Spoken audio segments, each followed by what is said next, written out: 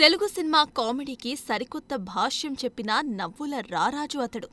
Comedy అంటే ఇలాగే ఉంటుంది అని నవ్వుకుంటూ వెళ్ళిపోతున్న ప్రేక్షకులకి కామెడీ అంటే ఇలా కూడా ఉంటుందా అని అనుకునేంతగా తనదైన ఎక్స్ప్రెషన్స్తో నవ్వుల సంద్రంలో ముంచేసిన కామెడీ కింగ్ మన బ్రహ్మానందం.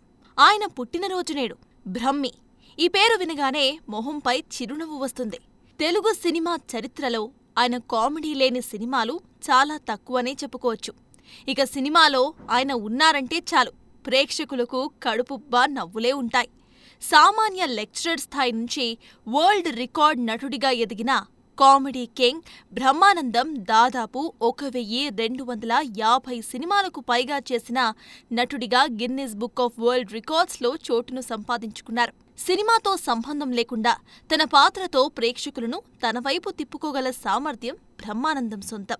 స్టార్ హీరోలకు ఏమాత్రం తగ్గని క్రేజ్ ఆయనది. 35 ఏళ్ల కెరీర్లోనే 6 నంది అవార్డ్స్తో పాటు ఓ ఫిల్మ్ఫేర్, 3 సైమా అవార్డులు సొంతం చేసుకున్నారంటే తెలుగు ప్రేక్షకులని ఏ రేంజ్లో నవ్వించారో అర్థం చేసుకోవచ్చు. సౌత్ సినిమాలో ఇప్పటి వరకు ఎంతోమంది హాస్య నటులు వచ్చారు, వెళ్లారు. కానీ 1987లో సినిమాల ప్రపంచంలోకి అడుగుపెట్టిన ఈయన మాత్రం చిరకాలం గుర్తుండిపోయే హాస్యాన్ని అందించారు. సినిమాలో టాప్ కమీడియన్గానే కాదు, సోషల్ మీడియాలోనూ నవ్వించే ఎమోజీలా కూడా మారిపోయారు మన బ్రహ్మి. ఇక మీమ్స్లో ఆయన మొహం, ఎక్స్ప్రెషన్స్ చాలు కడుపుబ్బా నవ్వేస్తారు. సోషల్ మీడియాలో బ్రహ్మానందం స్టిల్, ఎక్స్ప్రెషన్స్ వాడని మీమర్సే ఉండరు. అందుకే ఆయనను గాడ్ ఆఫ్ మీమ్స్ అంటారంటే ఆశ్చర్యపోనక్కర్లేదు.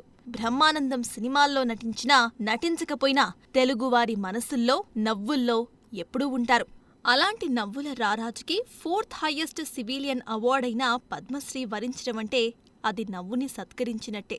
Wish you many more happy returns of the day, Brahmi. For more videos like this, subscribe Big TV channel.